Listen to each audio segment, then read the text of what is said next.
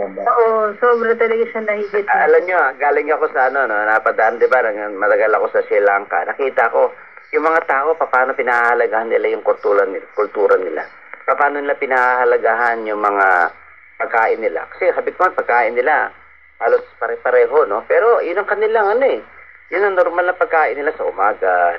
Although sabihin na natin na kulang naman sa variety. Pero hindi, marami silang variety.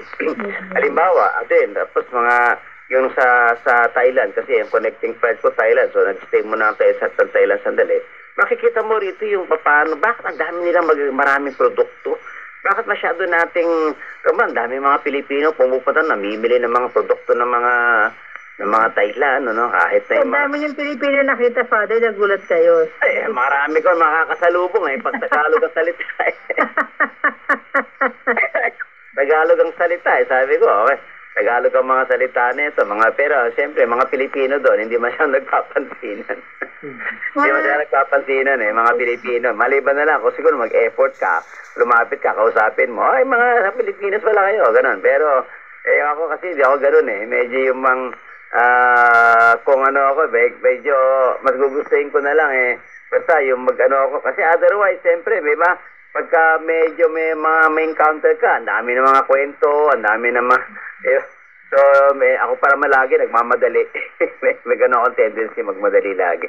So, nakita mo, ang punto ko lang, yung nakita mo paano yung mga ibang mga bansa, nagpapahalaga kung ano meron sila sa kanilang pagkatao. Ganun din, makikita natin, di ba, no?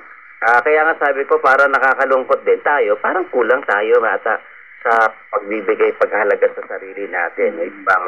Yung mga produkto natin. Yun, sabi nga ni MM kanina, parang masyado tayong pagka-imported ang pinag-uusapan. Kahit nga mga pelikula eh, mas marami pa rin, mas gugustuhin, manood ang mga pelikula, ang mga banyaga.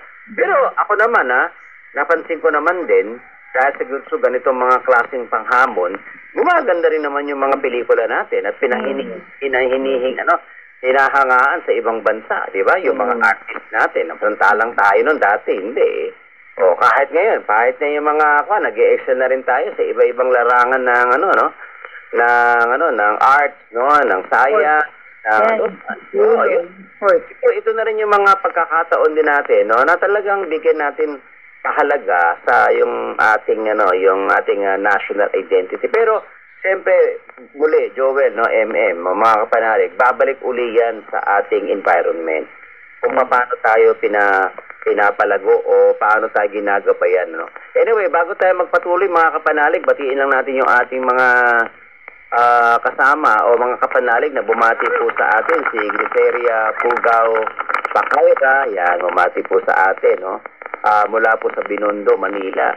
Si Hina Paspalapad, ayan, gumabati rin po sa atin, Virgin Niegas, si Luis Santos, good morning po, pwede po bang pakigreet mo yung altar server ng St. Joseph Worker Chapel, Mandaluyong at magiging model at talent na si Von Christian Kayahay ng happy birthday ngayong September 8. Galing po ito kay Brother Luis Santos Chapel. Wow, binabati po natin si Bon Christian mula po sa ating kapanalig si Brother Luis, At siyempre bumabati rin uli ating mga kapanalig, sa happy birthday kay Mama Mary kasi ngayon po talaga yung araw